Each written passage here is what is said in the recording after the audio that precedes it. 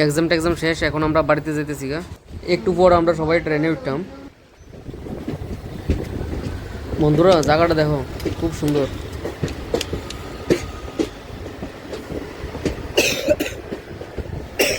আমরা স্লিপারে আসলাম, কিন্তু স্লিপারের মনে দেখতে লাগতেছে জেনারেলে বসে এখন।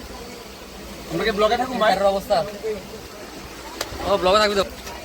হ্যালো, কিছু কবি? কিছু কবি? তুই কিছু কবি? মিনু তো আগে মুখ খুলে লিছে, তার গার্লফ্রেন্ডে মানা করছে আমরা লগে ব্লগটা করতো, এলাকা সমস্যা উপরে দেয়া, এলাকাতে মানা করতেছে।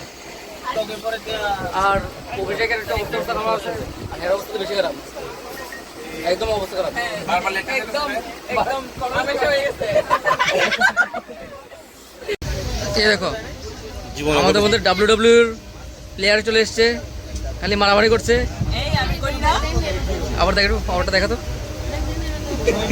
গন্ডাও কিছু নাই তাই কাছে, স্ট্রিংটা দেখা তো, দেখা তো।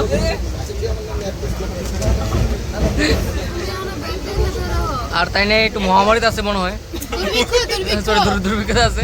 খাওয়া দাওয়া আইসি তারা খাওয়া দাওয়া করতেছে না, মুখ ঢুকলুকে রাখে। আমার ব্রেকআপ হয়ে যাবে, তোরটা সুন্দর করে দেখতে গেলে।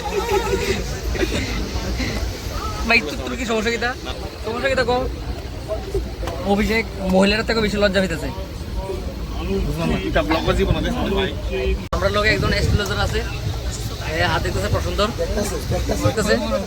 হ্যাঁ ভবিষ্যবাণী হয়েছে, হ্যাঁ আগামী 2 বছরের মধ্যে 20টা মেয়ের লোকে প্রেম করবো, কিন্তু বিয়ে একটার সঙ্গে করতে হতো না।